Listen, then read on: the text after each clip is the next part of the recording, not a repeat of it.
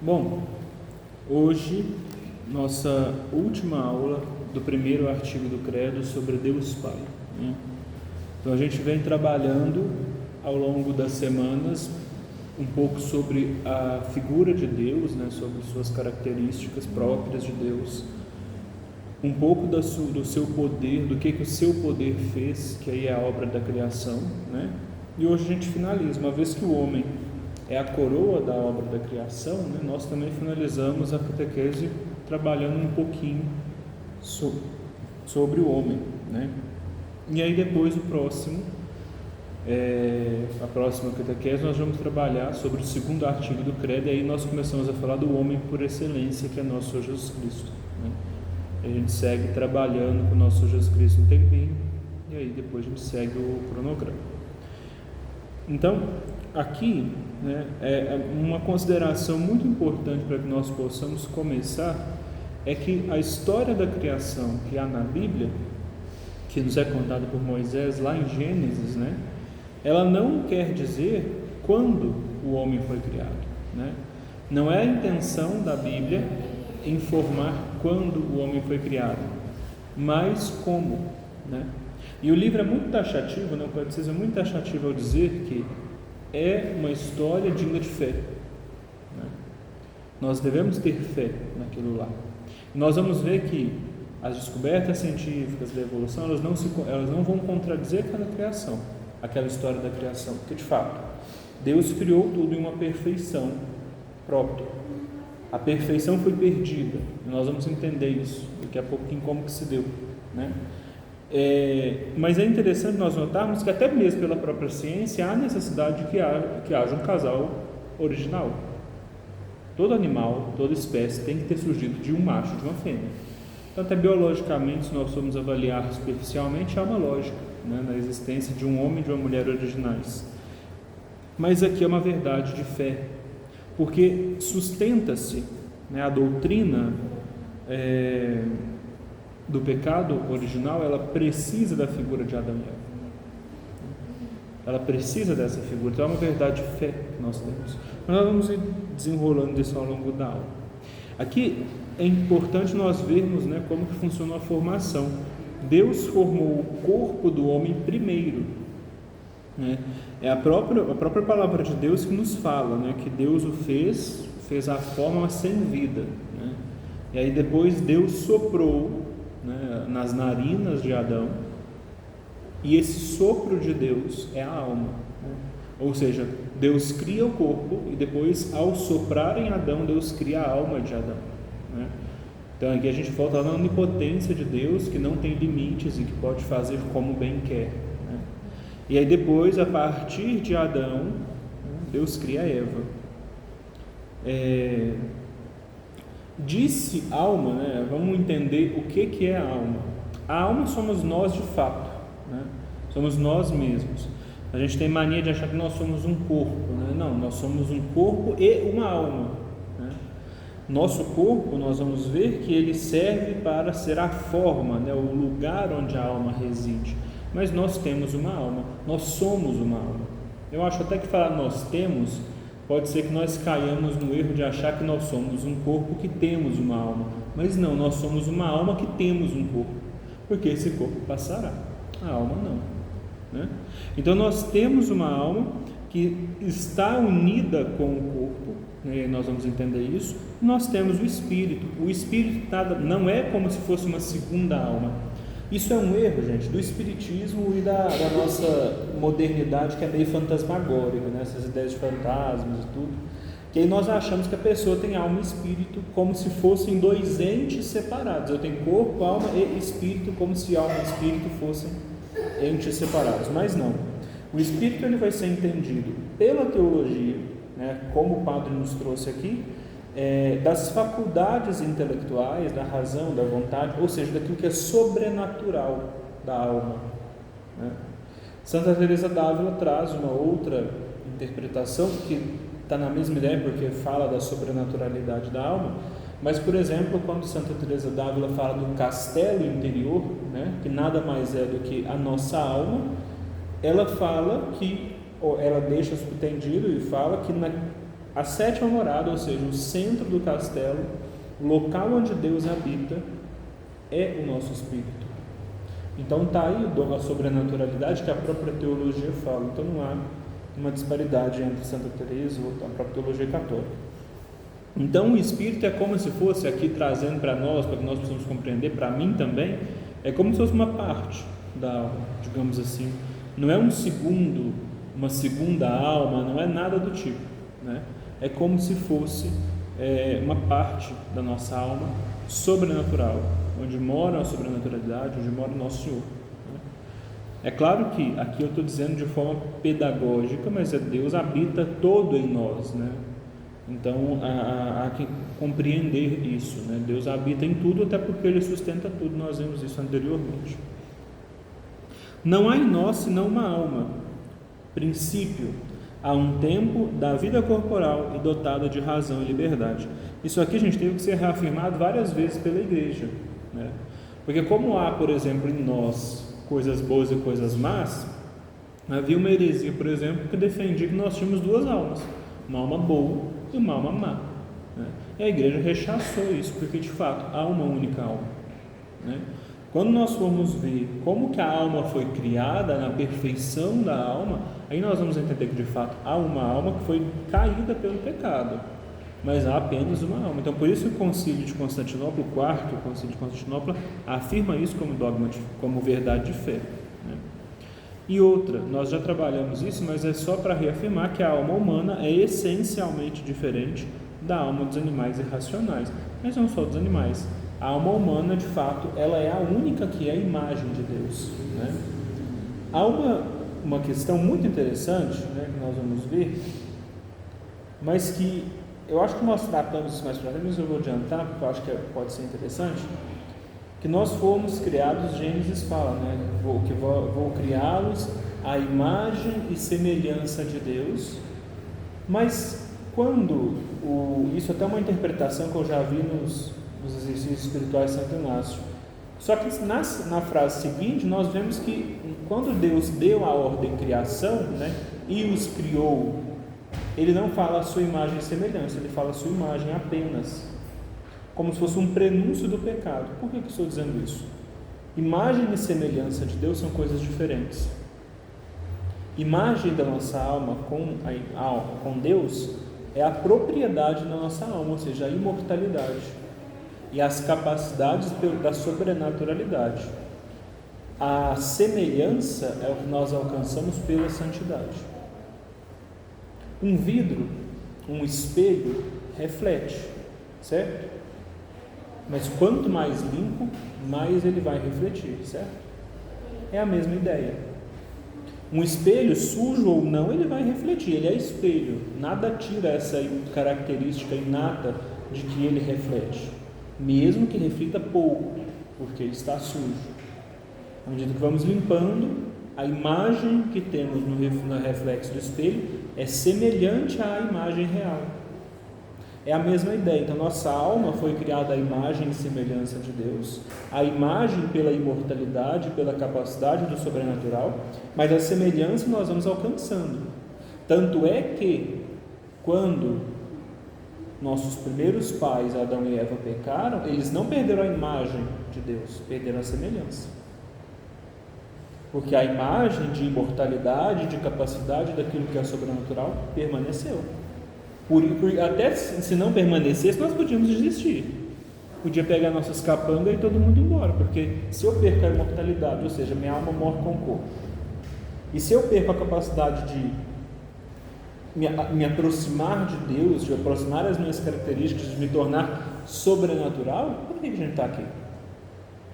Então a imagem nossa, que é a imortalidade e a sobrenaturalidade, não perde, mas a semelhança se perdeu. Então aqueles dons que os nossos primeiros pais tinham, que nós teríamos por consequência, se eles não tivessem pecado, né, nós perdemos.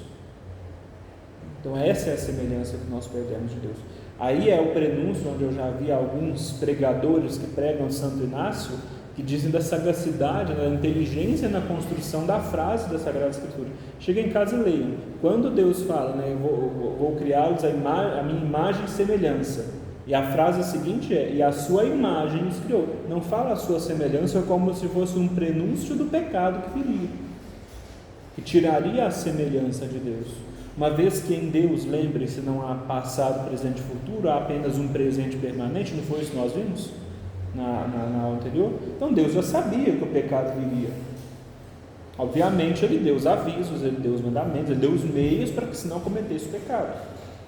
Mas é interessante nós percebermos isso, né? Esse detalhe de linguagem que nós não lemos e que eu também nunca tinha visto, mas eu fiz um retiro de Santo Inácio uma vez e o pregador disse isso. Depois eu falei: gente, de fato, escondido ali na linguagem da Sagrada Escritura, algo nós não pegamos de primeiro quando lemos. Todo mundo acha que nós fomos criados em imagem e semelhança, e fomos de fato, mas já havia o prenúncio que perderíamos a semelhança pelo pecado, né? É muito interessante. Eis as relações entre a alma e o corpo. O corpo é o lugar o corpo é o lugar onde reside a alma.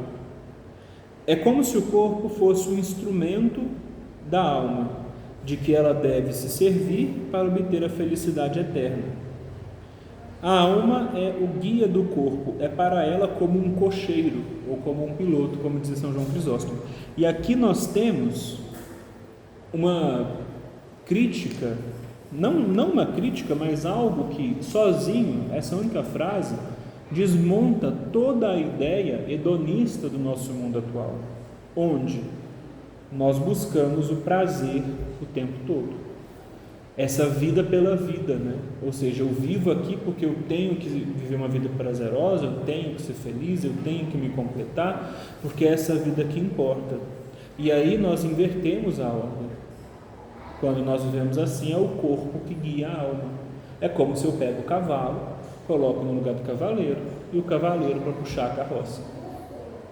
Não funciona. E se não funciona na vida real, se não funciona no dia a dia, não vai funcionar também na questão espiritual. Então aí a necessidade de que de fato a alma guie o corpo, né?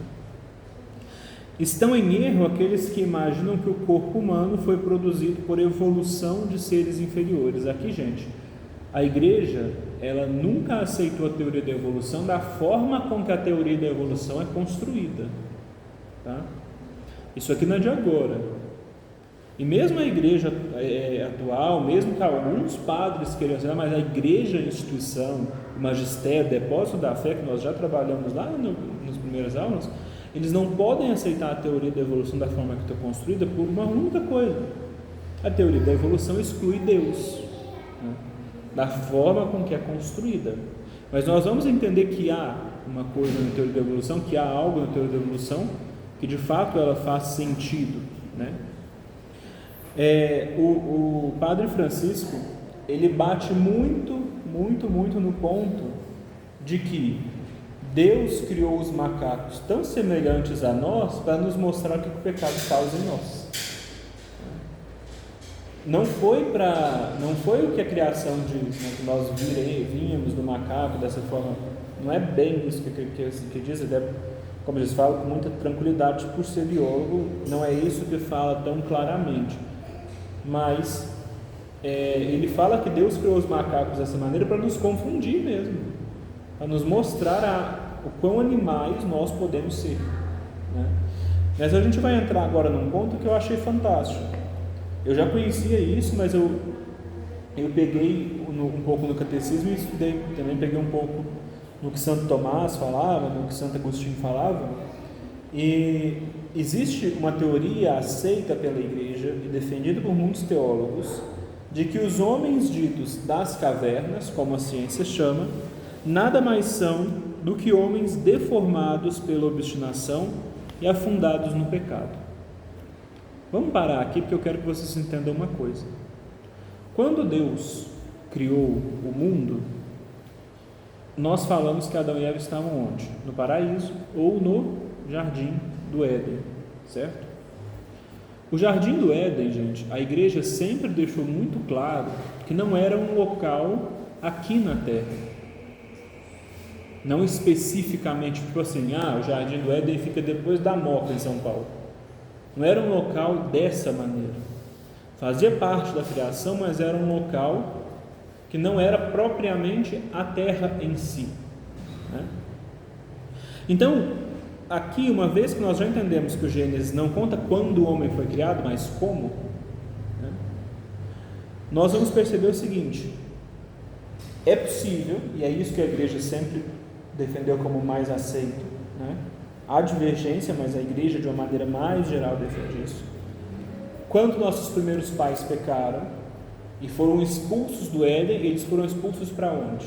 Para a terra. E o jardim do Éden foi levantado, suspenso, né, para o que a gente fala de nuvens, para que nós possamos compreender, mas ele foi suspenso para um local que nós não podemos alcançar, nós, seres humanos, enquanto vida terrena, né?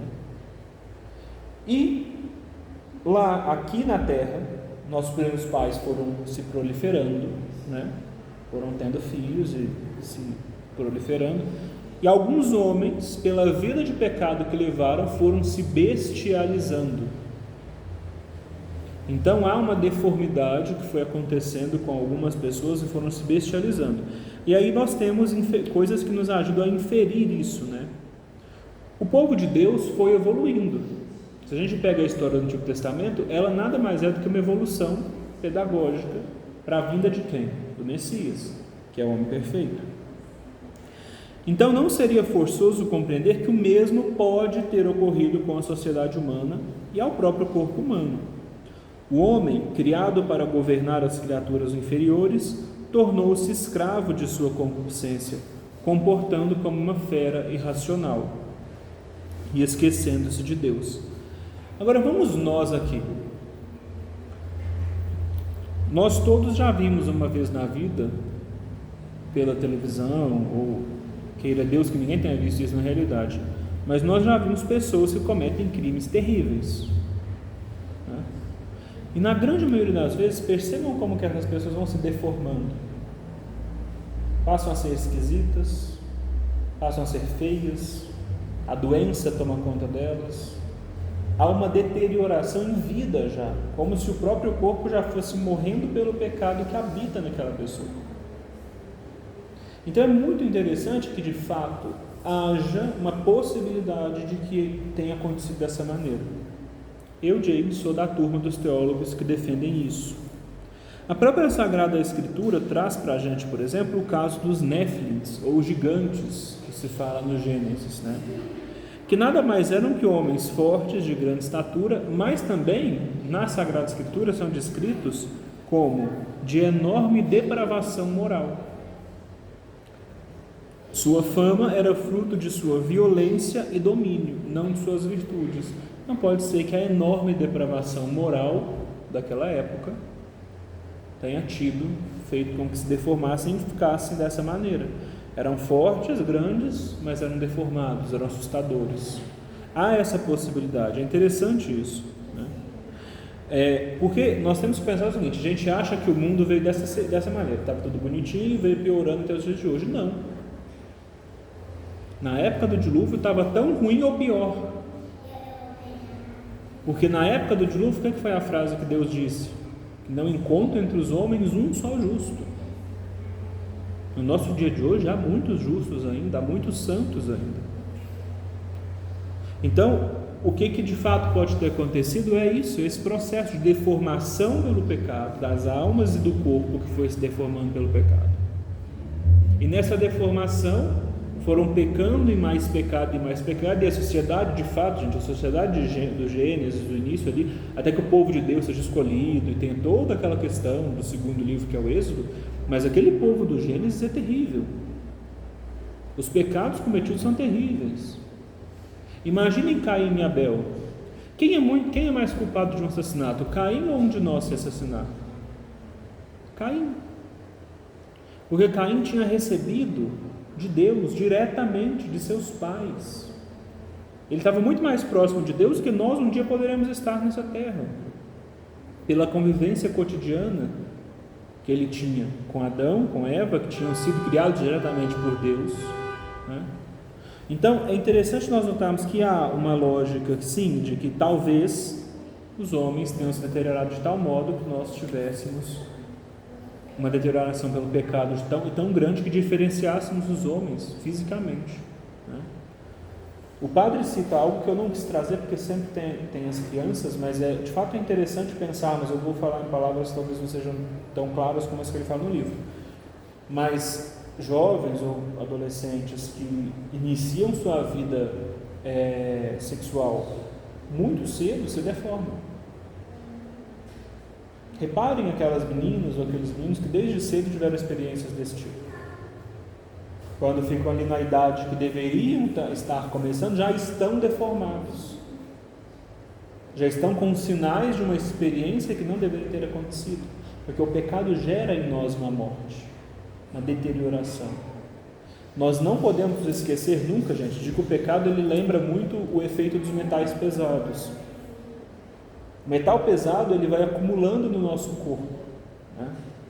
Até que ele se torne de um nível de toxicidade muito grande, por causa de problemas. O pecado, ele é perdoado na confissão e ele é tirado de nós. Mas se eu fico naquele negócio de peco hoje, peco amanhã, peco de novo, numa vida de pecado, aquele pecado vai endurecendo o nosso coração, vai afastando mais ainda Deus da nossa alma, vai deformando mais nossa vontade, vai deformando mais nossa inteligência. De modo que, às vezes, e de fato, o pecado contra o Espírito Santo nada mais é do que a obstinação do pecado, de tal modo que eu já me desesperei ao ponto de achar que não serei salvo. E aí eu vivo mais ainda em pecado. Então não é Deus que não perdoa o pecado imperdoável. Somos nós que perdemos a capacidade de pedir perdão, porque inveteramos no pecado.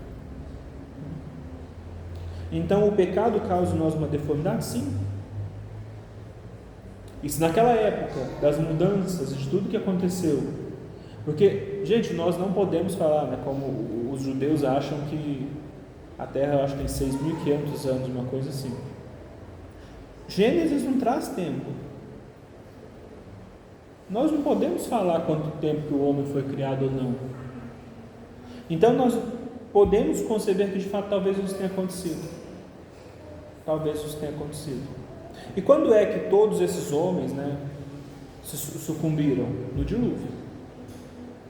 Porque aí no dilúvio só sobrou um justo que o pecado não havia deformado, que era Noé. E aí sim, se o pecado não havia deformado, portanto era justo, ele era mais próximo de Adão e, portanto, o homem moderno, que nós chamamos de homem moderno. E aí depois Deus, gente, nós começamos a reparar que há uma mudança na pedagogia de Deus depois do dilúvio. É como se Deus, é óbvio que ele não faz isso, mas é como se o próprio Deus se arrependesse do dilúvio, porque ele promete a Adão, a Noé, que nunca mais aquilo acontecerá, né? E depois daquilo ali, o homem já está mais pronto e a pedagogia de Deus já começa a ser mais ativa e ele começa já a trabalhar no homem umas perfeições que não trabalharia antes. E aí o homem nunca mais se deteriora, até chegar no homem perfeito que é Nosso Senhor. Se Nosso Senhor é o eixo para o qual tudo se converge, Ele é o eixo que está no centro da história e para o qual tanto o povo do Antigo Testamento quanto nós, pós-Novo Testamento, convergimos para esse centro que é Nosso Senhor. Se Ele é o homem perfeito, se Ele é o ápice da criação, porque ainda mais do que Adão, Ele não pecou e portanto manteve tanto a imagem quanto a semelhança impecáveis, ao contrário do que Adão perdeu, podemos compreender que de fato há a possibilidade de que nós perdemos nossa semelhança não só espiritual, mas física, pelo pecado. Eu não costumo fazer isso, mas se alguém tiver alguma pergunta sobre isso agora, porque é mais complicadinho, podem fazer, senão a gente segue a vida, né? Então vamos lá. Agora a gente vai falar um pouquinho sobre os nossos primeiros pais, né? Adão e Eva. E aqui é até bom porque eu refalo, né? Nem existe essa palavra, né? Eu falo novamente algo que eu tinha falado que talvez o pessoal não tinha chegado todo. A existência dos nossos primeiros pais é necessária para a doutrina do pecado original, né? E a igreja declara Adão e Eva como verdade de fé, né? Nossos primeiros pais existiram? Sim. é uma verdade de fé. Gente, as nuances, os detalhes, as penumbras da história, nós só vamos entender quando? Quando Deus permitir ao morrermos, se Ele permitir que compreendamos. Então aqui também nós temos que ter uma consciência do seguinte: nós estamos estudando a religião? Sim, estamos. Nós queremos compreender a teologia? Sim, queremos. Mas nós não vamos compreender tudo. E não é necessário para crer em Deus que compreendamos tudo. Porque se o pressuposto da fé for saber de tudo, esse pessoal todo aí que dá de 10 a 0 na gente em fé, que são os ignorantes, os iletrados, como se diz, os da roça, que tem muito mais fé do que a gente, não teriam fé. E aí Deus seria elitista. Só pode crer em mim aqueles que me entendem, né? Ou seja, nenhum de nós. E nenhum dos santos. Porque nem Santo Agostinho e Santo Tomás, que foram dois grandes teólogos e filósofos, compreenderam tudo. Santo Tomás é tão interessante que ele escrevia os livros ditado, né? Ele ditava os livros para que as pessoas escrevessem. E ele ditava 8 livros de uma vez, né? Então ele tinha uma sala com 8 monges que iam escrevendo, ele ia ditando para os 8, né? Santo Tomás teve uma visão do céu e ele começou a destruir tudo dele que ele tinha escrito. Porque ele dizia: nada do que eu escrevi se compara à realidade do céu. Não que era falso, mas que era tão perfeito que mesmo ele, que é o doutor dos doutores, né? Ele é considerado o doutor angélico pela sabedoria, que ele atingiu a sabedoria dos anjos, né? Se nem ele conseguiu, se ele achava que devia queimar todas as obras, né? Então, o conhecimento de Deus também não pode ser um pressuposto total. Claro que nós não devemos ser ignorantes, mas nós devemos ter fé mesmo no mistério, né? Porque senão a Eucaristia também seria um problema enorme para a gente, né? Então vamos continuar. Deus fez descender todo o gênero humano de um só homem e fez-lhe habitar toda a terra. Isso aqui também encontramos em Atos, já na pregação dos apóstolos. Olha, interessante, não é uma verdade nova, né? Isso é uma verdade pregada no Antigo Testamento, mantida pelos apóstolos, portanto a igreja acolheu como verdade revelada, porque veio dos próprios apóstolos. Eva foi formada de uma costela de Adão enquanto este dormia. Segundo os santos padres, o sono de Adão foi na verdade um êxtase, né? Porque ao acordar, Adão sabia exatamente o que se havia passado. Isso aqui se assemelha muito aos santos, né? Por exemplo, nas visões, né? Que os santos perdiam todo o controle do corpo porque sua alma estava totalmente entregue a Deus. E de fato aqui acontece isso com Adão, esse êxtase, né? Deus permitia que os homens, isso aqui, gente, o dia que eu descobri, eu achei fantástico. Todo mundo pergunta, mas como que Matusalém viveu 950 anos? Pela providência de Deus. Ele pode. Deus não fez com que ele vivesse 950 anos do jeito que um velho viveria hoje se tivesse 950 anos, só o pó da rabiola, né? Não. Deus o preservou para que ele pudesse, pela vitalidade preservada e pelos anos que lhe deram, povoar a terra, fecundar o mundo. Por isso que os santos do Antigo Testamento viveram. Só que nós temos que lembrar, porque a gente acha, isso é muito meio protestante na nossa cabeça, né? Que só existiam as pessoas que estavam na Bíblia. Já a Bíblia cita 35 pessoas no Gênesis, né? Nós achamos que no mundo inteiro só existiam essas 35 pessoas. Mas quem disse que só existiam elas? Cada um teve centenas, milhares de filhos talvez. E esses, e aí o professor de matemática pode me corrigir, né? Por logaritmo, né? Logarítmica, né? Exponencialmente foram aumentando, não foi uma coisa linear. Um filho gerou outras centenas, e essas centenas geraram outras centenas. E a gente vê que Deus preservou isso, não talvez a idade tão longa, mas a vitalidade até agora no Novo Testamento. Os pais de São João Batista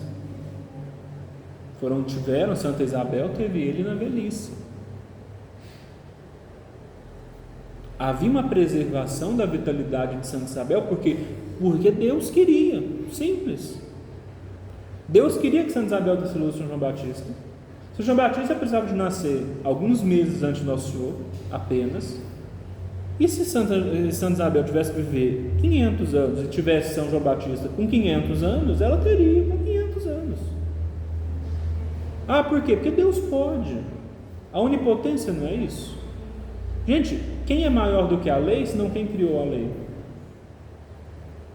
Se ele criou a lei da idade, se ele criou a lei do tempo, se ele criou a lei do espaço, ele é maior que a lei. Então ele poderia, e de fato é isso que acontece, ele permitiu que os homens vivessem centenas de anos, no entanto, sem tirar-lhes a vitalidade e a força, né? Para que por esses anos que eles viviam pudessem povoar a terra. Agora, eu vou abrir um parêntese que eu acho importante. Nós estamos no século 21, né? O século dos homens inteligentes, né? Dos racionais, dos conhecedores, dos iluminados, né? Só que esses conhecedores, esses iluminados, esses racionais, vivem uma vida terrível, porque eles ignoram Deus, como se Deus fosse algo arcaico dos ignorantes, dos simplórios.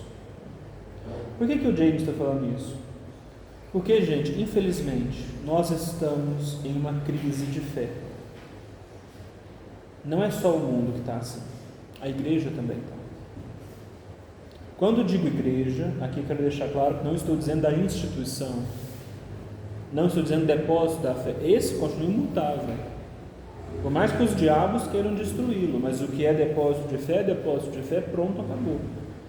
Mas muitos padres, muitos teólogos, muitos bispos, muitos cardeais já não têm mais fé, e quando vão ensinar, que Deus não nos permita escutar o que eles ensinam. Há um tempo atrás, o superior geral dos jesuítas, só para vocês terem uma ideia, tá? Que não é o Papa, tá? Ele é jesuíta, ele é o Papa, mas não é o superior geral. Teoricamente tem alguém que é superior a ele dentro da congregação, né? É interessante a hierarquia. Mas o superior dos jesuítas, há um tempo atrás, falou que esse negócio de demônio é uma bobagem, que não existe demônio, que não existe inferno, não existe nada disso. O superior da maior ordem de pregadores e de professores que construíram a fé do mundo e que bateram de frente com os protestantes na Contra-Reforma e que difundiram a fé pelo Ocidente, simplesmente diz isso. Então aqui eu não estou querendo levantar uma bandeira, né? Não estou querendo levantar nem uma bandeira, nem levantar algo para que vocês saiam por aí acusando de ateu ou semi-ateu, padre ou bispo ou qualquer um que seja, que falam asneiras. Deixe que eles falem, acreditem na doutrina da igreja. Porque por mais que hoje, se de repente, claro que o Papa não vai fazer isso, tá, gente? É só um exemplo para que vocês entendam a gravidade da situação. Se de repente o Papa Francisco vira e fala assim, ó, o inferno não existe. Gente, ele até pode falar, como diz aquele velho bom ditado, dá até para pagar e fala. Mas ele está errado, porque nem o Papa é superior ao depósito da fé. Esse é um ponto importante. A fé da igreja, ela não pode ser mudada à vontade do freguês. Entendem a ideia? Não é porque o mundo quer, não é porque alguns padres queiram, mas a fé da igreja é a fé da igreja. Por exemplo, a questão do sacramento do matrimônio. O sacramento do matrimônio é para homem e mulher. Gostem os padres que defendem o contrário ou não. Gostem os bispos que defendem o contrário ou não. Eles podem até falar que vão celebrar sacramento para homem com homem ou para mulher com mulher. E podem até celebrar. Mas eles estarão errados e não terá validade. Porque a fé da igreja, o depósito da fé, a revelação, ela é superior a qualquer um. Lembrem-se daquela frase que nós tivemos, acho que na segunda aula que eu falei com vocês. A revelação não aceita novidades, o que ela aceita é simplesmente aquela passagem do Evangelho que nós tiramos do baú coisas novas e velhas, ou seja, tinha no baú da fé algo que eu ainda não tinha visto, mas ele sempre esteve lá. Agora, se eu tirei do baú supostamente algo que contradiz tudo que a igreja sempre disse, Ele foi colocado, ele não foi tirado de lá. É uma novidade. E o depósito da fé não permite novidades, porque a revelação acabou em quem? Em São João. Ou seja, a igreja nunca proclama uma novidade, ela simplesmente torna público aquilo que sempre foi crido em alguma parte da igreja, em algum momento da igreja. Então, tenham esse cuidado, porque isso aqui que eu estou falando para vocês é um absurdo para a maioria dos seminários de hoje. Né? Para os seminários de hoje, sabe como que eles explicam o Gênesis? Quando explicam? Falam da seguinte maneira: não, aquilo lá é uma historinha que eles fizeram porque Moisés não tinha condições de contar a história direito e escreveu daquela maneira. Gente, me desculpa, mas então que Espírito Santo é esse? Que faz um serviço meia boca? Pois o Espírito Santo é o autor da Sagrada Escritura. Se o Espírito Santo desceu em Moisés e fez com que Moisés escrevesse, o Espírito Santo faria com que Moisés escrevesse mentira? Ou inventasse a história da carochinha? Então vamos embora. Não faz sentido a gente estar aqui pregando. Não faz sentido a gente ter fé. Porque se ele mentiu no Gênesis, por que ele falou a verdade em São João? Em São Marcos? Nos Atos? Por que ele falou a verdade em Apocalipse? Não é o mesmo Espírito Santo? Como pode ele falar aqui e desfalar acolá? De novo, né? Nem existe essa palavra. Então tenham muito cuidado com essa questão do depósito da fé, gente, porque infelizmente no mundo que nós estamos, falam-se de qualquer coisa e chamam isso de católico. Mas só é católico aquilo que a igreja sempre creu. Não aceitem as novidades. Não aceitem essas doutrinas esquisitíssimas que andam em hoje em dia. E querem igualar e dar direito ao pecado e à virtude. Não aceitem isso. Não vão sair brigando também com as pessoas, mas não aceitem no interior de vocês. Creiam no que a igreja sempre creu. Isso é o necessário para nós. Bom, vamos continuar aqui. A alma humana, né? É aqui mesmo, né, gente? Oi? É um pouquinho em cima? Sim. Os homens não descendem de Adão senão corporalmente, porque a alma é criada por Deus na concepção, né? Ou seja, lá no ato, é até bonito, eu acho que os cientistas conseguiram até filmar isso, né? Quando o espermatozoide entra no óvulo, os cientistas filmaram que há um brilho, né? Não sei se vocês já viram, procurem na internet depois. É uma filmagem mesmo, eles conseguiram filmar isso acontecendo, né? E de fato, é naquele momento que a alma é criada, no momento da concepção, de fato, né? Deus não tem um caldeirão com um bando de alma e pega, né? Ou como os nossos pobres irmãos espíritas, que eu acredito que uma das coisas mais idiotas que eu já ouvi, que é o espiritismo, né? Eles acreditam que a alma é reciclada, né? Nosso Senhor já tem preocupações ambientais, né? Desde sempre ele já foi preocupando com a reciclagem, né? Isso não existe, gente. Até porque não faz sentido com a própria lógica da redenção. Se eu vou ter tantas e tantas e tantas chances, eles acreditam, né, que cada vez que eu reencarno, eu vou reencarnando para me purificando, para me tornando mais iluminado, né, que eu acho que eles falam, né, as almas iluminadas, e depois eu chego a um ponto que eu já estou tão perfeito, tão iluminado, que eu paro de reencarnar. Para que Jesus morreu? Não faz lógica. Tanto é que, se um dia falarem com vocês que o espiritismo é cristão, não é. O espiritismo pode ser do diabo que for, de Cristo não é, porque Cristo não reencarnou. Porque Cristo morreu para nos salvar dos nossos pecados. E se ele fez o serviço mal feito, então ele não é Deus. Porque se eu preciso de ficar me reencarnando porque uma redenção só não bastou, então que Deus é esse? Reparem que o demônio é tão esperto, gente, que ele cria as falsas religiões não com a intenção de que Deus perca a sua força. Com a intenção de que Deus perca a sua força. As pessoas não se tornam mais crentes em Deus porque são de outras religiões, elas se tornam menos crentes em Deus.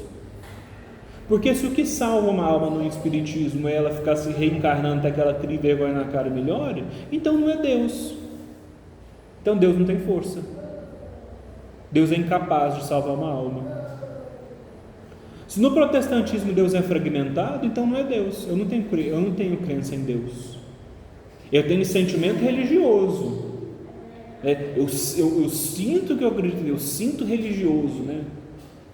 Eu tenho aquele sentimento que eu sou religioso, mas não tenho fé em Deus, porque a fé precisa de ser na verdade revelada por Ele. E aqui de novo, eu estou falando isso com muita tranquilidade, sem a intenção de ofender diretamente nenhuma religião, mas defender da minha, né? Porque hoje em dia também é um problema, né? Qualquer diabo se defende, os católicos não podem. Pera lá, comigo não. Enquanto eu tiver voz e vez, eu vou falar que a religião fundada por Nosso Senhor foi a católica. Gostem de ouvir ou não, e quem não gostar, é uma pena. Ou se converta ou fique no erro. Mas há que se falar. Nosso Senhor não disse que quando nós pararmos de falar, as pedras falarão? Não daremos chances às pedras. Vamos continuar falando, né? Vamos continuar falando.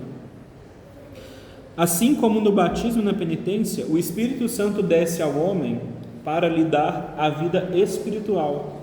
Assim Deus, no momento da formação do corpo, lhe comunica uma alma para o vivificar. Ele insufla uma alma em cada homem, como fez a Adão. Ele a cria no momento em que a insufla.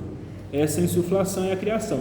Então, quando a gente fala criação da alma, é o sopro que ele deu em Adão, ou algumas traduções, e acho até que as mais antigas trazem que ele insuflou, né? Ar em Adão, né? É a ideia de soprar mesmo, tá, gente? Insuflar é soprar, né?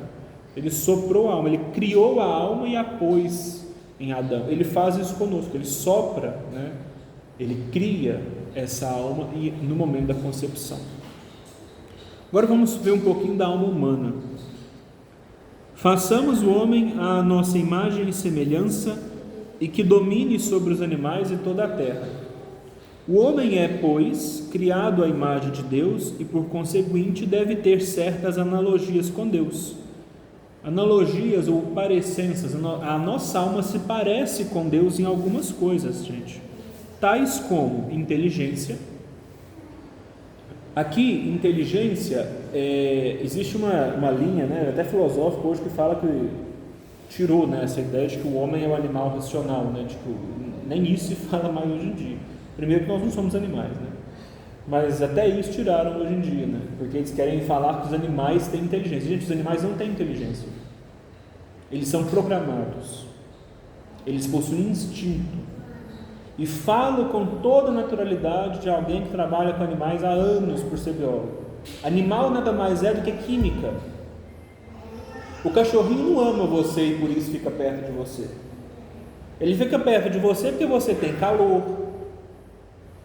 E ele é um animal que não quer ficar no frio. Porque você tem comida e ele não quer ficar com fome. Porque você tem água. Porque você tem segurança. E aí ele vai aprendendo, porque os animais, existe um negócio no cérebro chamado neuroplasticidade. O cérebro, ele se modela. Então, se o cachorrinho vê, por exemplo, isso eu estou falando de centenas de anos, de milhares de anos, os animais vão passando geneticamente isso para outros. Se os animais entenderam, por exemplo, quais são os sinais químicos de tristeza humana, no momento da tristeza ele não está indo lá te acalentar, porque... ai, tadinho, ela está tão triste, ele está tão triste. O cachorro não pensa isso. Quimicamente dá um sinal no cachorro. E ele sabe que se ele faz isso, ele tem uma recompensa, uma proximidade, uma segurança maior.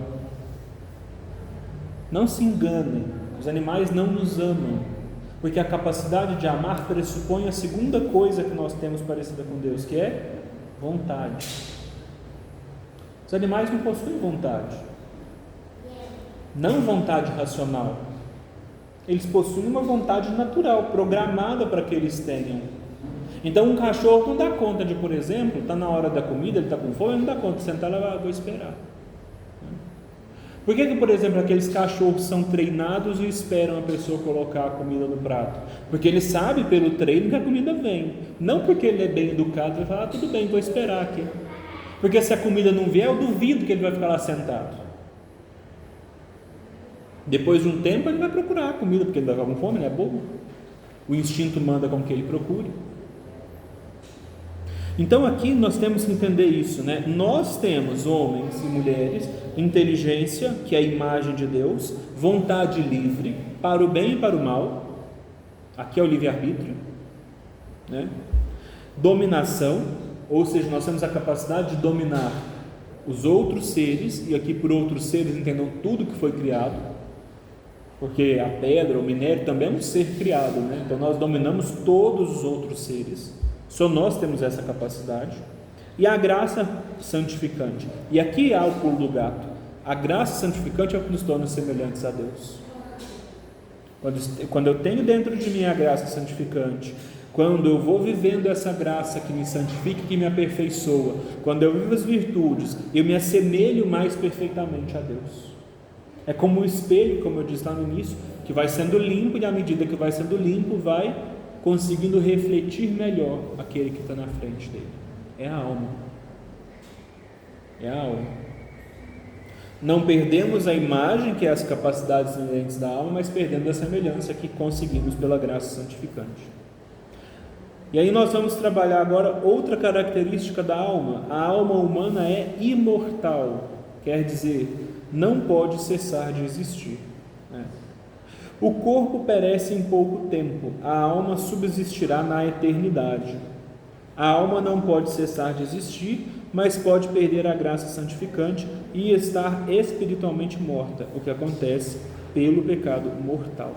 É interessante, a alma não morre no sentido de que ela deixa de existir ou fica inanimada como o corpo, mas o pecado é uma morte para a alma, porque pelo pecado nós perdemos a presença de Deus dentro de nós e portanto morremos. Só que não pensem que se eu morro em pecado eu vou só morrer, minha alma só não vai para o céu, não, porque é uma característica dela que ela seja imortal. Então ela vai para um lugar e vai morrer eternamente nesse lugar, né? É como aquelas cenas de filme, né, que vocês já devem ter visto ao longo de nossas vidas, onde, por exemplo, tem alguma coisa e a pessoa fala a seguinte frase: eu vou te fazer sofrer tanto que o seu desejo será morrer. O desejo das almas no inferno é morrer, para que aquilo acabe, mas aquilo nunca vai acabar, porque a alma não pode cessar de existir. Além disso, as aparições, e aí nós temos uma prova, e nosso Senhor foi muito providente, né? Deus foi muito providente, porque Ele sabia que viriam os que diriam, né, que a alma é mortal e tudo, e Ele diz, né, nas Sagradas Escrituras, inúmeras vezes em que os mortos aparecem. Então, por exemplo, no Tabor, né, na Transfiguração, que nós celebramos domingo passado, eu acho que foi domingo passado ou retrasado, né? Moisés aparece, Moisés estava morto já. Em Jerusalém, depois que Nosso Senhor morre, leiam depois com atenção novamente, é muito interessante, que os mortos se levantaram dos túmulos. A morte de Nosso Senhor, ela causou tal comoção e tal desajuste, né, a nível universal, que até os mortos voltaram, né? Alguns, justamente para que eles pudessem testemunhar que tinham matado o justo, o Filho de Deus, né? Leiam depois com muita atenção, essa quaresma vale a leitura, leiam a morte de Nosso Senhor, leiam os detalhes, né? Leiam os detalhes. Por exemplo, há um terremoto na hora que Nosso Senhor morre, a Bíblia fala isso, né? E a tradição diz que no local onde Nosso Senhor foi enterrado, abriu-se uma fenda, e naquele local a tradição nos diz que estava o túmulo de Adão, e o sangue escorreu pela fenda até o túmulo de Adão, ou seja, o resgate do gênero humano, simbólico também. O véu do templo se rasga, essa ruptura da antiga lei. Os mortos se levantam, há um eclipse no céu, porque até o sol se escondeu diante de tamanha desgraça, que foi o assassinato de Nosso Senhor. Desgraça, eu digo, para aqueles que cometeram, porque para nós foi graça, né? Para nós foi vida. Mas é muito interessante, reparem, depois o mundo se silenciou, tudo isso é falado na Bíblia, na leitura dos 4 evangelhos, muito interessante. Nossa Senhora mesmo apareceu durante os séculos. São Clemente Hofbauer, por exemplo, ele apareceu uma vez para um amigo, disse que esse amigo iria morrer, né? Apareceu para dar a notícia para que ele pudesse se preparar, né? Quem dera que São Clemente Hofbauer aparecesse para nós, né? Tá bem perto da nossa morte. Nós tenhamos essa graça, né? Se São Clemente estiver ocupado, pode aparecer outro, mas se alguém aparecer, nos avise que nós vamos morrer para que nós possamos nos preparar, né? Mas é interessante que de fato os mortos sempre apareceram. E aqui eu não pus na apostila, mas acho que é justo trazer a questão dos fantasmas, né? Como diz, a gente, pela indústria do cinema, nós todos vemos os fantasmas daquele jeito e tudo. Mas como que a igreja crê na questão dos fantasmas, né? Não é uma coisa totalmente fechada, mas o que eu vou falar aqui já está mais ou menos definido pela igreja. Quem é que pode aparecer?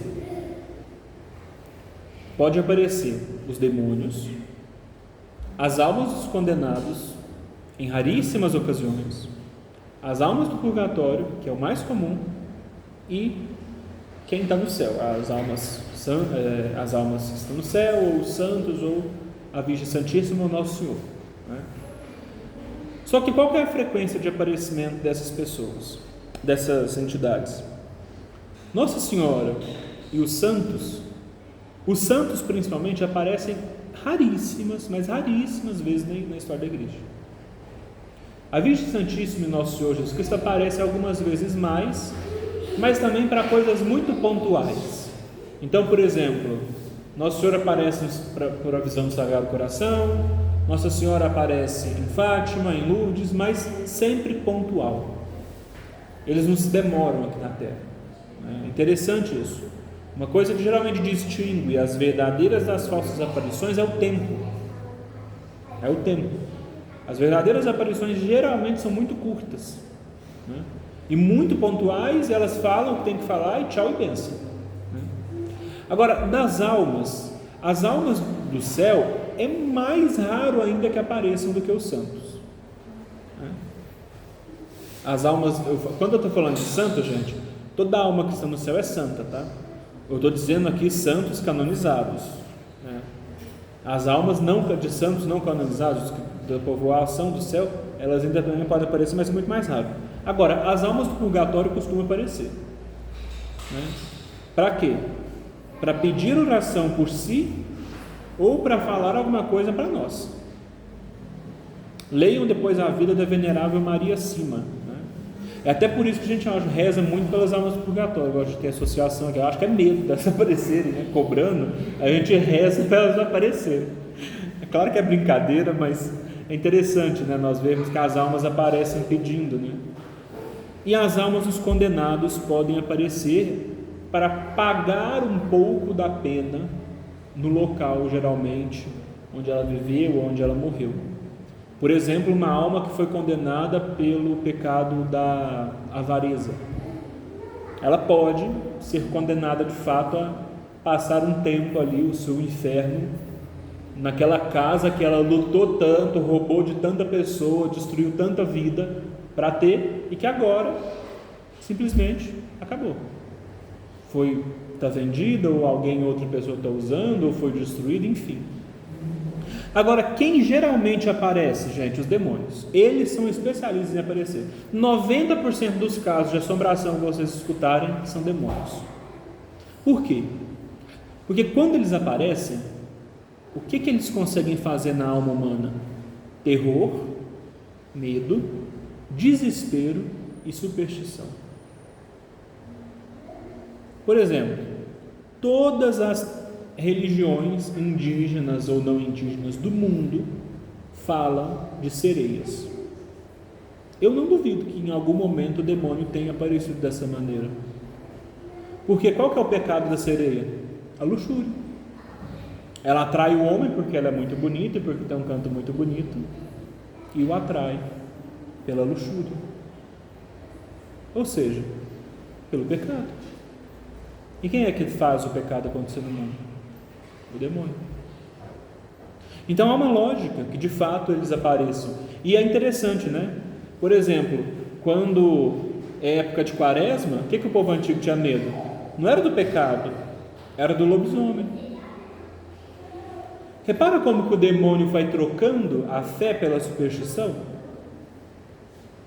Então, de fato, eles conseguem, porque isso é uma coisa, tá, gente? Tanto anjos quanto demônios, na verdade, até Deus mesmo, claro que ele faz isso, mas, quer dizer, na Sagrada Escritura ele fez, mas eles, por serem puro espírito, eles podem aparecer da maneira que eles querem, né? São Rafael, por exemplo, quando ele aparece para Tobias, ele não aparece de asa e com um peixe na mão logo de cara, né? É a imagem que nós temos hoje, nem com a plaquinha, né? Nem nada. Ele aparece como um homem. Leiam depois a aparição de São Rafael para Tobias. Tobias entende, né? À medida que o tempo ele entende, mas ele aparece vestido, entre aspas, né? Transmutado de anjo. Os demônios também possuem essa capacidade. Para São Padre Pio, por exemplo, o demônio apareceu até vestido de Nosso Senhor. Santa Bernadette Soubirous, se eu não me engano, ela pegava a água benta e julgava a imagem de Nossa Senhora para ver se não era o demônio, quando Nossa Senhora das Graças apareceu para ela. Em alguma outra aparição, não sei se é Santa Catarina, agora não me recordo, mas ela falou, quando Nossa Senhora apareceu, ela falou, vamos rezar? Se fosse o demônio, ele não ia rezar. Aí Nossa Senhora reza o terço com ela primeiro, Nossa Senhora rezando para ela mesma, né? Nossa Senhora reza o terço ou o rosário com ela primeiro, para ela ver que não era o demônio, aí depois ela escuta a santa, a aparição de Nossa Senhora. Porque os demônios podem aparecer de fato vestidos de Nossa Senhora, Nosso Senhor. Essas aparições falsas, vocês acham que são o quê? Ou é loucura da cabeça de quem está vendo, porque tem as doenças, né, de fato, ou é malandragem mesmo, a pessoa finge para ganhar dinheiro, ou é o diabo. Interessante isso, né? Bom, vamos continuar aqui, que essa parte agora que eu acredito que é um pouquinho mais rápida. Os dons sobrenaturais. Os primeiros homens eram quase tão felizes como os anjos bons. O que faltava a eles era só a visão ali, talvez mais próxima ainda dos anjos, né? Que os anjos tinham uma visão mais próxima de Deus do que Adão e Eva. Os primeiros homens possuíam o Espírito Santo e com ele privilégios especiais para a alma e o corpo. Os principais privilégios da alma eram os seguintes: tinha uma razão esclarecida, ao contrário da nossa, tá, gente? A nossa razão, ela é obscurecida, por isso que a gente estuda e morre burro. Tanto é que uma das vias da sétima morada, se eu não me engano, a quinta morada, é a da iluminação, para que a sexta e a sétima morada consigam, para aqueles que Nosso Senhor quer que eles tenham a sexta e a sétima morada, é necessário que ela seja iluminada, porque o pecado nos torna, como diz, burros mesmo. Ele obscurece nossa inteligência. Por isso os grandes santos tinham uma facilidade tremenda. Vocês já repararam o quanto Nosso Senhor era sagaz nas respostas que ele dava aos fariseus? Reparem, leiam a Bíblia depois, leiam o Evangelho com o olhar de procurar a inteligência de Jesus. Jesus, ele respondeu tudo que o perguntaram, porque ele tinha resposta para tudo, porque como ele era perfeito, não tinha pecado, ele tinha inteligência perfeita. Não havia inteligência no mundo que pudesse contradizer Nosso Senhor. Então, os principais privilégios eram uma razão estabelecida, uma vontade sem fraqueza, ao contrário da nossa, né? Uma vontadinha fraca que nós temos, né? Muitas das vezes. Uma graça santificante. Eram, pois, agradáveis a Deus, filhos dele e herdeiros do céu. Os principais privilégios do corpo eram também ser imortal. Aqui é muito interessante, né? Antes, os nossos primeiros pais não morreriam e não ficariam doentes, e nós também não, se não houvesse o pecado. A morte, a doença é a consequência do pecado. Tanto é isso que nós cremos na ressurreição também dos corpos, não cremos? Nós morremos, temos nosso julgamento particular, recebemos nossa pena, ou purgatório para alcançar o céu, ou o inferno. No fim dos tempos, quando nosso Senhor voltar, Ele julgará os vivos e os mortos, mas não os mortos que já foram julgados não serão julgados novamente. O que vai acontecer é que naquele momento teremos o que a Sagrada Escritura chama de corpo glorioso de nosso Senhor. Aqueles que irão para o céu não só de alma, mas agora de corpo e alma. E os que irão para o inferno condenar-se-ão não apenas de alma, mas condenar-se-ão de corpo e alma. Então, vocês já repararam que vocês rezam isso no creio? Na ressurreição?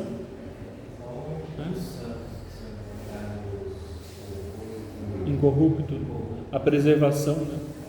É interessante isso, gente. Por isso que a igreja recomenda fortemente que não se creme a pessoa. Que a igreja sempre teve essa questão da preservação do corpo, né? Da ossada, dos ossos e tudo. Como que Deus vai fazer isso, gente? Bom, vocês lembram daquela regra de Lavoisier, que nada se cria, nada se perde, tudo se transforma? Ou seja, eu imagino que na hora das ressurreições dos corpos vai sair voando pedaços de gente para tudo quanto é lado para se juntar, né? Teoricamente seria isso. Como vai acontecer é um mistério, a gente não sabe. A gente vai estar lá, né? Isso a gente vai estar. Depois leiam a passagem do Vale de Josafá. Lá é interessante, né? Lá tem um prenúncio disso, né? De como que será. É muito legal. Mas de fato, os ossos ressequidos, né? Que depois vão criando os músculos, a carne. É bem interessante. Eu não sei se estou confundindo a passagem, mas acho que não, acho que é o Vale de Josafá mesmo. Porque assim, a Sagrada Escritura é enorme, né? Então a gente confunde as passagens. Segundo as visões da beata Ana Catarina Emmerich, o paraíso existiria ainda e não se encontra neste mundo. Aqui eu estou falando, tratando do paraíso, estou dizendo do Jardim do Éden, tá? Os homens só teriam sido colocados na terra depois da queda, no sítio do Jardim das Oliveiras, onde Cristo passava a noite em oração e onde sofreu a agonia na noite de Quinta-feira Santa. Olha que interessante, a beata Ana Catarina Emmerich viu que quando Adão e Eva caíram, eles caíram no Jardim das Oliveiras. Interessante, né? No mesmo lugar onde Nosso Senhor viu o pecado de todos os homens que haviam passado, o de todos os que estavam vivos e de todos os que viriam, que recaíam sobre ele naquele momento, sobre o peso da sua cruz. Os pregos que pregaram Nosso Senhor foram os pregos do pecado. Então é interessante essa associação e de fato faz sentido se nós pensarmos que Adão foi enterrado no mesmo monte que Nosso Senhor foi crucificado. Era tudo a mesma região. Faz sentido que eles tenham vivido nessa região de fato, né? E que eles tenham caído ali naquela região. É interessante quando nós começamos a colar as peças, né? Esses privilégios especiais, nossos primeiros pais chamaram-se dons sobrenaturais porque eram um suplemento à natureza humana, né? Por exemplo, aqui tem uma historinha que deixa isso muito claro. Um soberano manda por compaixão dar ao pobre órfão uma educação correspondente à sua situação. Tem cuidado pela sua alimentação, roupas, abrigo, instrução, aprendizagem de um ofício. Assim, Deus deu ao homem coisas que lhe são absolutamente indispensáveis, ou seja, a nossa criação natural, né? As nossas capacidades naturais, tudo aquilo Deus nos deu porque eram indispensáveis. Mas o soberano, o rei, pode levar mais longe ainda a sua bondade. Esse órfão pode ser adotado, pode dar pousada, vesti-lo como um príncipe, assentá-lo à mesa real, assegurar-lhe a sucessão ao trono, etc. Assim, Deus concedeu aos primeiros homens dons sobrenaturais que os elevavam a uma ordem superior. Aqueles dons produziam uma semelhança mais notável com Deus. Então aqui é a perfeição que nossos primeiros pais tinham. Por exemplo, Deus podia ter nos deixado só com as coisas naturais, mas seria muito mais difícil ser santo, gente, sem a graça. É impossível. Deus, sabendo que era impossível, o que Ele faz? Ele nos ajuda, né? E nos dá as graças sobrenaturais. O pecado original. Deus no paraíso deu aos primeiros homens um mandamento. proibiu-lhe que comesse os frutos da árvore plantada no meio do paraíso.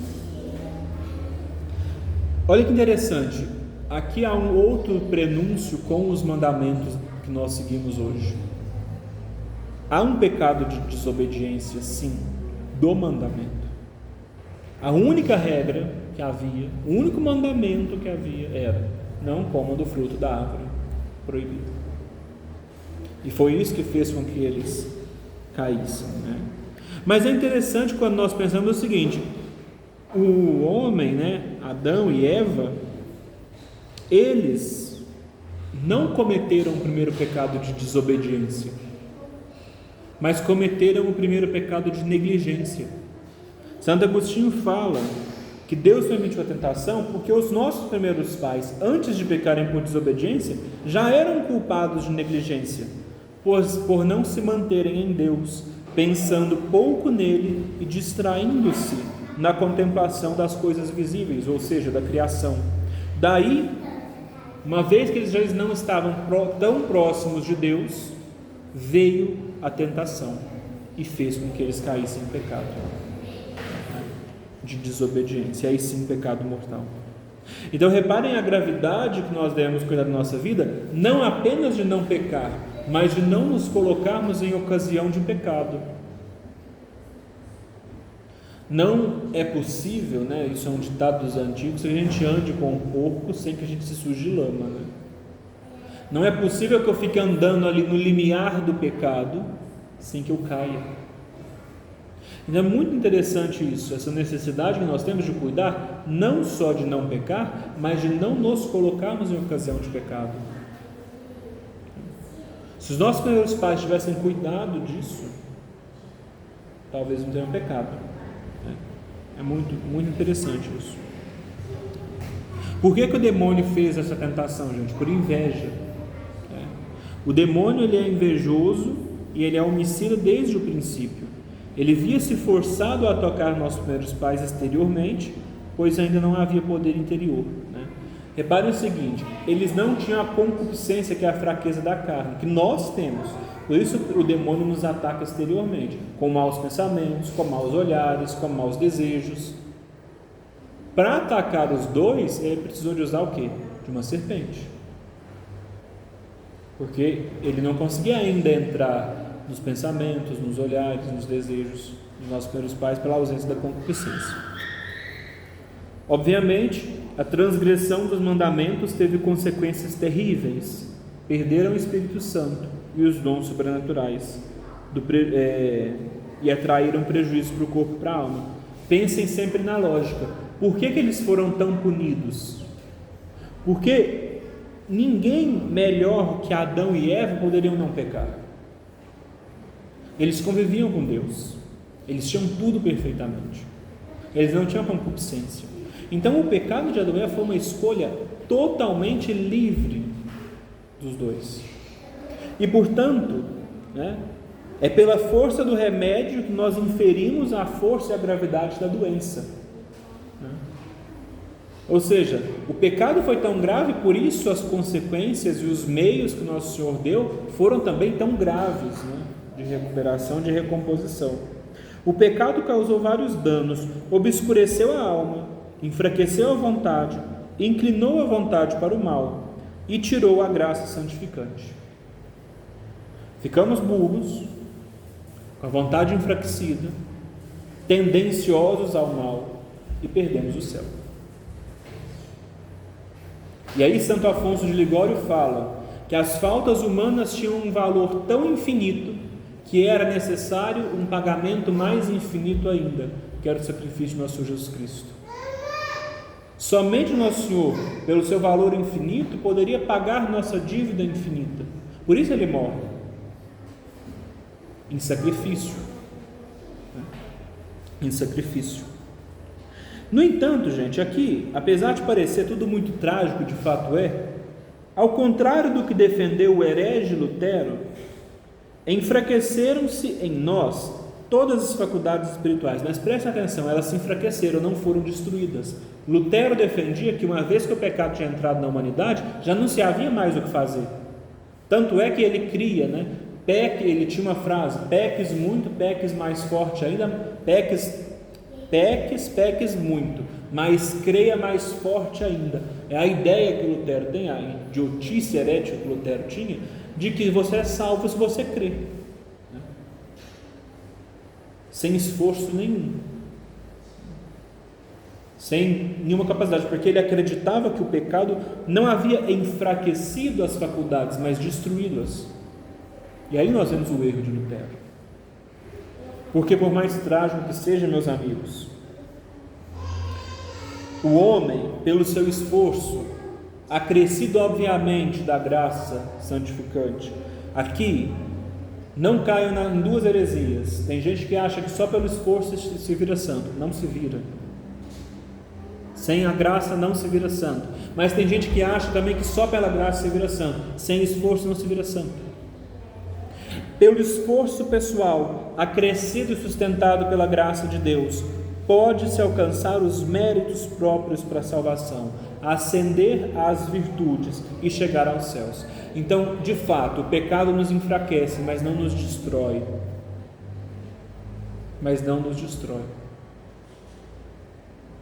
Porque, de novo, se o pecado tivesse destruído em nós toda a capacidade de chegar ao céu, e se fosse apenas crer, por que a morte de Cristo e não apenas a pregação?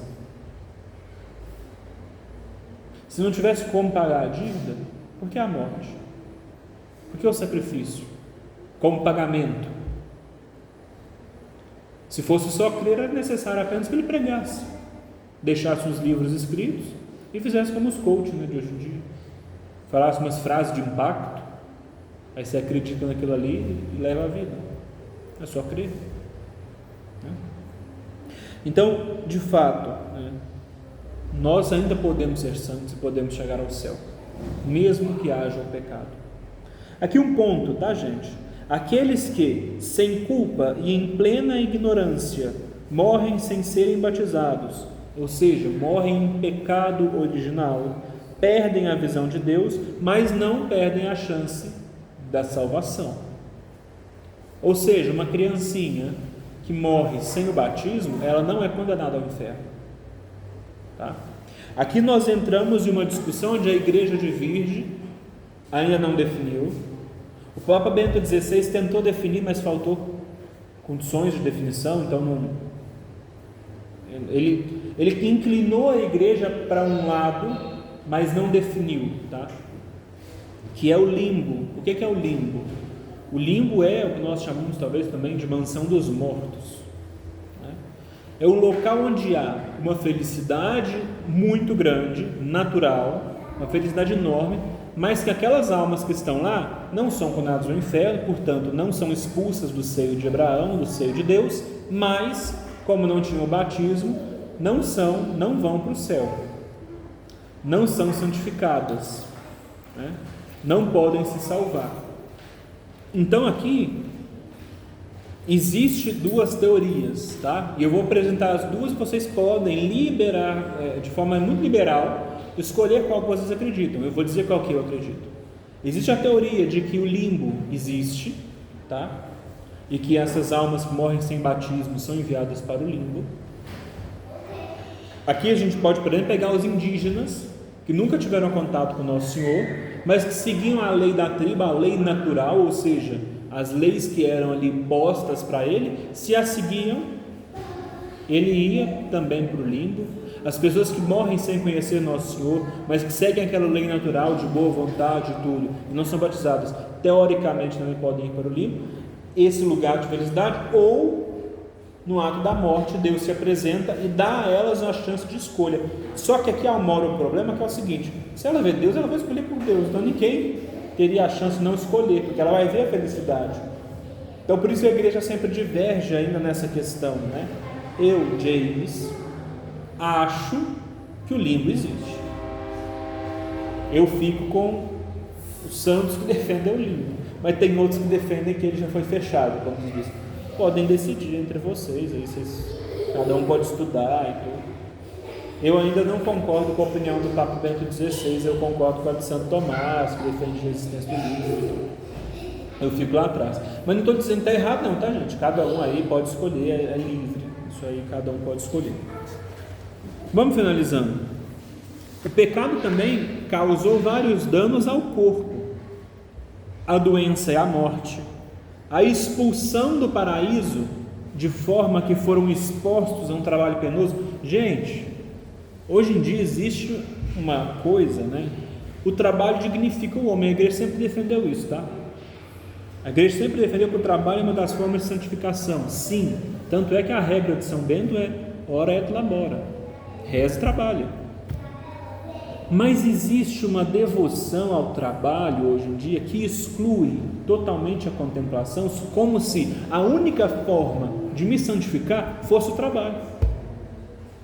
E aqui é uma crítica nomeada. Cuidado com a Opus Dei. É uma crítica nomeada.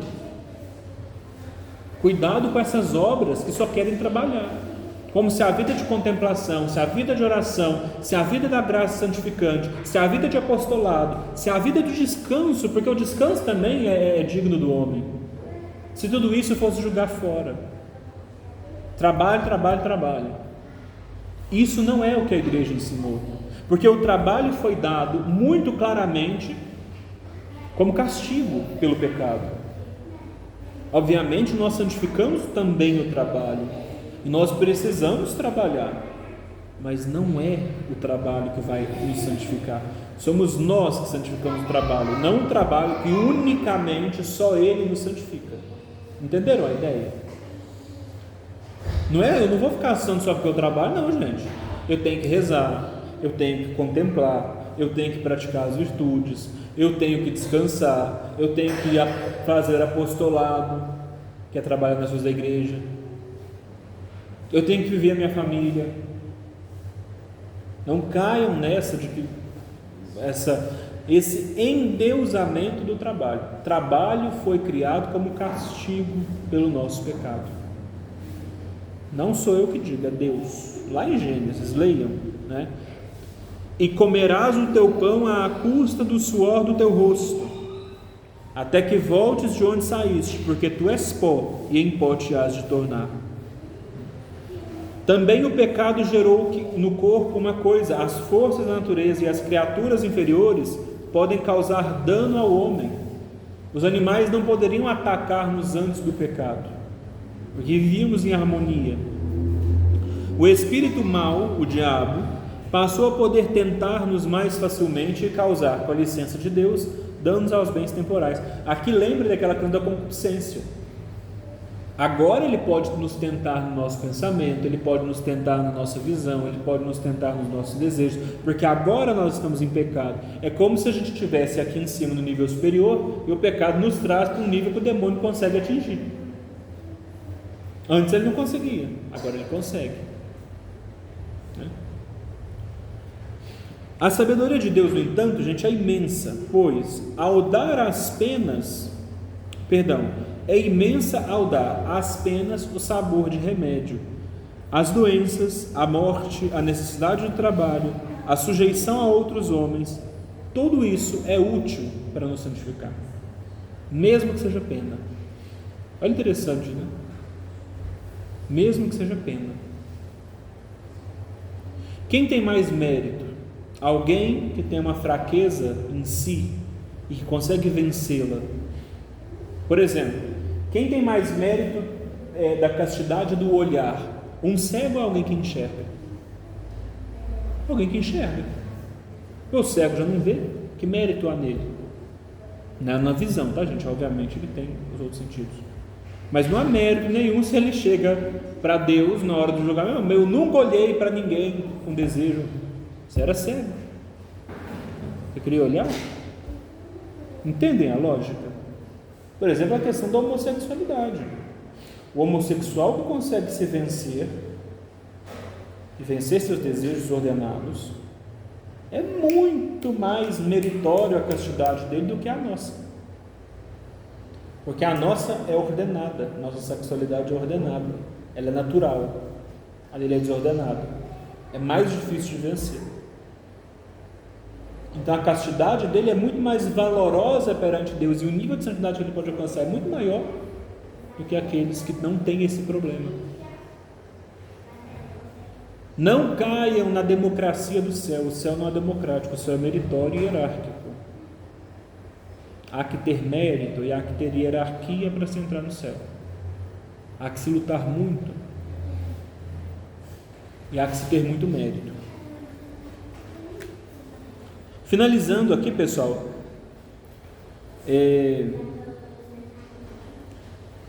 Jesus Cristo e a Santíssima Virgem foram os únicos isentos do pecado original, tá? Mas é interessante, como Nosso Senhor tinha que sofrer tudo, mesmo sendo isento do pecado, Deus permitiu que ele sofresse dores, tivesse que trabalhar, morresse, fosse tentado, né? Não sei se a gente fala isso no catecismo, mas é muito interessante, porque o demônio não sabia quem era Nosso Senhor, por isso que ele tentou Jesus. Ele não tinha certeza que Jesus era o Filho de Deus, até ele. Quem é esse que os anjos falam dele? Então, é uma passagem da Bíblia que fala assim: os demônios tinham dúvida de que Jesus era Jesus, por isso que ele sempre começa: se tu és o Filho de Deus, sempre naquela dúvida, né? E aí Nosso Senhor, pelas respostas e pela forma como se porta, ele vai mostrando para o demônio que ele é Jesus. A teologia nos ensina isso, é muito interessante. Por isso que a última tentação, ele tenta Jesus na carne, ele tenta Jesus no poder, no orgulho, e ele tenta Jesus na divindade. Ele só tem certeza que Jesus é Jesus no final, quando ele tenta Jesus e fala: se tu és o Filho do homem, manda que seus anjos, salta daqui, manda que seus anjos te busquem, né? Te segurem, não te peço que você caia. E aí Nosso Senhor se revela para o demônio também: não tentarás o Senhor teu Deus. É muito interessante isso, né? Jesus ele tinha essa perfeição, é incrível. Quando a gente olha a Bíblia com esse olhar dos detalhes, essa é fantástica, a Sagrada Escritura. E aí, gente, só para finalizar, façamos essa reflexão, né? Quão grande é a miséria onde o pecado original mergulhou o gênero humano. E há tão poucos homens que a descubram, e muitos até se consideram muito felizes neste mundo. Eles assemelham-se a uma criança nascida em uma prisão escura, que lá brinca, se diverte e está contente, porque não conhece o que é a luz. A mãe, pelo contrário, está triste e geme. Assim, os filhos do século vivem alegres, mas os santos, que conhecem as alegrias do paraíso, estão cheios de tristeza e derramam lágrimas neste mundo. Que possamos viver não como os filhos da loucura do século, mas como os filhos da luz. Que possamos encontrar nessa vida todo o sofrimento, toda a dor e toda a tristeza necessária para a nossa santificação, para que, sendo tristes por 80 ou 90 anos, não tristes da tristeza interior, né? Porque quem vive em Deus é feliz, mas sofrendo 80 ou 90 anos, vivamos eternamente com Deus na alegria eterna. Que seja essa nosso encontro no final. Bom,